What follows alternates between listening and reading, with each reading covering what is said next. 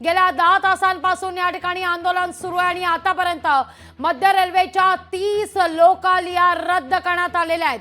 अंबरनाथ ते खोपोली दरम्यानच्या 30 लोकल या रद्द करण्यात आलेल्या आहेत। कोल्हापूरच्या दिशेने जाणाऱ्या एक्सप्रेस या कल्याण मार्गे डायव्हर्ट करण्यात आल्याचं पाहायला मिळतंय, वळवण्यात आलेल्या आहेत। मध्य रेल्वेवरील 30 लोकल या रद्द करण्यात आल्याची आता बातमी समोर येते। अंबरनाथ ते खोपोली दरम्यानच्या 30 लोकल या रद्द झालेल्या आहेत। संध्याकाळची वेळ, अनेक नोकरदार वर्ग आता मात्र घराकडे रवाना होणार आहे, पण इथं मात्र लोकल एकही रवाना झालेली नाहीये। ही थेट लाईव्ह दृश्य आपण या क्षणी पाहतोय।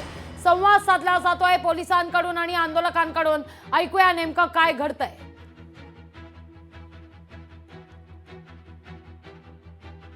मी माझ्या पीसीआय टीमला विनंती करेन की त्यांनी हा ऑडिओ द्यावा।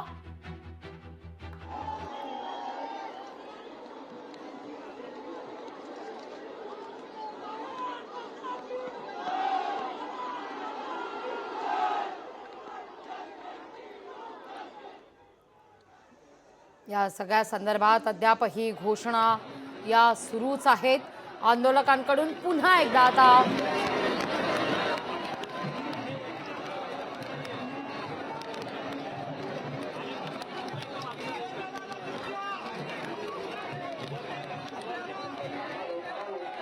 पोलिसांकडून आंदोलकांची समजूत करण्याचा प्रयत्न। या आंदोलनात महिला सहभागी झालेल्या आहेत, सामान्य आवाज सहभागी झालेला आहे। इतकंच नाही तर काही आपल्या प्रतिनिधीनं जसं सांगितलं तशा काही गर्भवती महिला देखील या आंदोलनात सहभागी झालेल्या आहेत। आपला जीव हा या वास्तवात आणण्यापूर्वी, या जगात आणण्यापूर्वी तो सुरक्षित आहे की नाही ही मुळात खात्री होणं गरजेचं आहे। याकरता म्हणून या महिला या आंदोलनात एकवटताना दिसत आहेत। तर अर्थात आरोपीच्या प्रतिकात्मक पुतळ्याला देखील या ठिकाणी फाशी देण्यात आलेली आहे। पोलिसांकडून वारंवार या सगळ्या संदर्भात आंदोलकांना विनंती करण्यात येते, पण आंदोलक मात्र आपल्या मतावर ठाम आहेत। या घडीची ही महत्त्वाची बातमी आपण पाहतोय। काही केलं तरी आंदोलक मागे हटणार नाही या भूमिकेवर आहेत।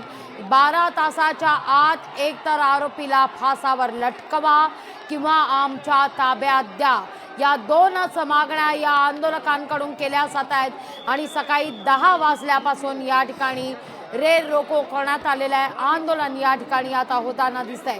पोलिसांकडून या ठिकाणी पुन्हा एकदा आवाहन करण्यात येत आहे।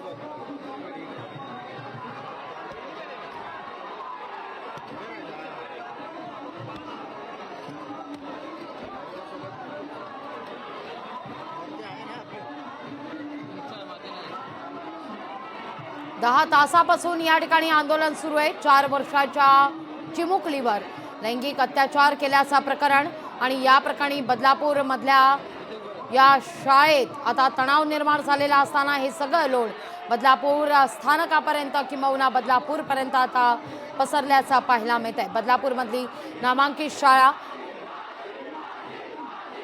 या सगळ्या संदर्भात आता पोलिसांकडून पुन्हा एकदा आंदोलकांना समजावण्याचा प्रयत्न, पण आंदोलक मात्र आपल्या मतावर ठाम। ऐकून घेण्यास नकार दिला जातोय।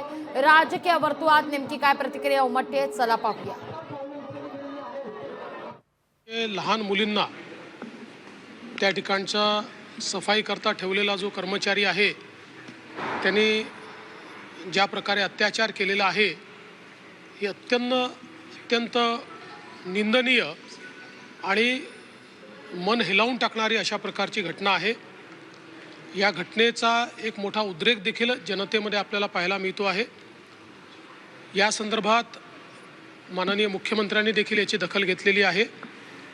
आम्ही तात्काळ या संदर्भात सिनियर IPS ऑफिसर आरती सिंग ज्या IG लेवलचे ऑफिसर आहेत त्यांना नियुक्त केलेला आहे। महिला IPS अधिकाऱ्याच्या अंतर्गत ही चौकशी व्हावी अशा प्रकारची भावना याच्या पाठीशी आहे। त्याचप्रमाणे पोलीस आयुक्तालयाच्या अंतर्गत त्या संदर्भात जी काही कारवाई तातडीने केली पाहिजे ती कारवाई देखील केली जाते आहे। या संदर्भात तात्काळ चार्जशीट दाखल केली जाईल अशा प्रकारचे निर्देश देखील देण्यात आलेले आहेत। फास्ट ट्रॅक कोर्टाची निर्मिती करण्याचा प्रस्ताव देखील हा मागवण्यात आलेला आहे। आणि कुठल्याही परिस्थितीमध्ये अशा नराधमांना त्या ठिकाणी तात्काळ शिक्षा व्हावी अशा प्रकारचा प्रयत्न हा राज्य सरकारचा आणि पोलीस विभागाचा असेल. त्या दृष्टीने जी कारवाई करणं आवश्यक आहे त्या सर्व कारवाईची सुरुवात ही अतिशय वेगाने करण्यात आलेली आहे. जे बदलापूरमध्ये घडलं ते अतिशय अंगावर शहारा येण्यासारखी गोष्ट घडत चालली आपल्या देशात. 4 वर्षांच्या मुलींवर जर ह्या प्रकारचा अत्याचार होत असेल तर एक समाज म्हणून आपल्याला मान खाली करण्याची वेळ आली आहे. वारंवार गेले काही दिवसापासून डॉक्टर महिलेवर, आज लहान मुलींवर, म्हणजे महिलांनी कामावर जावं नाही, पालकांनी लहान मुलींना शाळेत पाठवावं नाही, जायचं तरी कुठे. मला असं वाटतं एकतर होम मिनिस्टरनी राजीनामा तर द्यायलाच पाहिजे, पण किती दिवस अजून हे चालणार आहे. पब्लिकली त्या माणसाला काय करायचं अशी वेळ आली आहे. म्हणजे एवढा राग आज आम्हाला सगळ्यांना वाटतोय. आणि फास्ट ट्रॅक कोर्ट्स लवकर होऊन जेव्हा नोंदच होत नाहीये तेव्हा ही मानसिकता अशी विकृत मानसिकता वाढतच जाणार आहे. कारण का वरून समर्थन मिळतंय, मग नेमकं करावं तरी काय, महिलांनी जायचं तरी कुठे.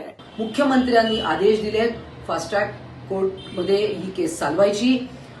उपमुख्यमंत्री असतील, केसरकर साहेब जे शालेय शिक्षण मंत्री आहेत, त्यांनी सर्व जे पुण्यातले जे शाळेसंबंधी जे अधिकारी आहेत ते सगळे तिकडे दाखल झालेले आहेत आणि कोणालाही क्षमा केली जाणार नाही.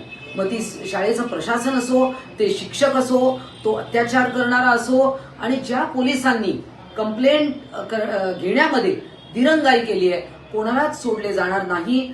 आणि माझी सगळ्यांना हात जोडून विनंती आहे की कोणी याच्यामध्ये राजकारण करू नये, कारण या 2 लहान मुलींच्या आयुष्याचा प्रश्न आहे. कुठेही कोणाची बदनामी होणार नाही.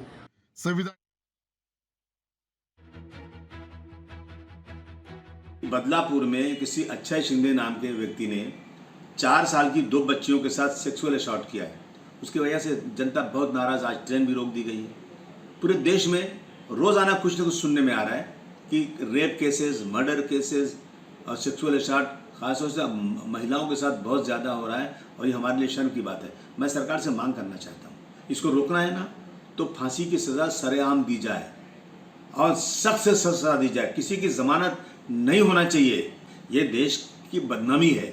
और जिन बच्चों का जिनके साथ ये जिनका रेप हो रहा है उनको 1 करोड़ रुपया मुआवजा देना चाहिए सरकार को, ताकि सरकार को भी लगे कि हाँ इस पर सख्त कानून बनाया जाए. किसी की जमानत नहीं होना चाहिए और ये निर्देश जाना चाहिए देश में कि अब सरकार जो है ना इन मामलों में बहुत सख्त है. आज ज्या प्रकारे लोक रस्त्यावरती उतरले, त्यांनी लोकल अडवले आहेत आणि लोकांची मागणी आहे की फाशीची शिक्षा झाली पाहिजे, तेव्हा अशा विकृतांना जर काय आवर घालायचं असेल तर असे 8-10 जण 2-4 जण फासावर गेल्याशिवाय त्याला लोकांची जी मागणी आहे ती बरोबर आहे आणि त्यांची हिंमत होणार नाही. म्हणून गृहमंत्र्यांनी ताबडतोब ही महाराष्ट्रातल्या लोकांची मागणी केंद्र सरकारपर्यंत पोहोचवावी. आणि फक्त पोलीस हे काय मंत्र्यांच्या संरक्षणासाठी आणि मुख्यमंत्र्यांच्या संरक्षणासाठी आहे का? आमच्या महिला, आमच्या लहान मुलं सुरक्षित नाहीये, याची दखल आता प्रशासनाने घेतली पाहिजे. आणि ज्या पोलिसांनी हे प्रकरण अत्यंत गांभीर्याने घेतलं नाही अशा लोकांना ताबडतोब पोलिसांना बडतर्फ केलं पाहिजे. लोकशाही मराठी ऐका, पहा, जागरूक रहा.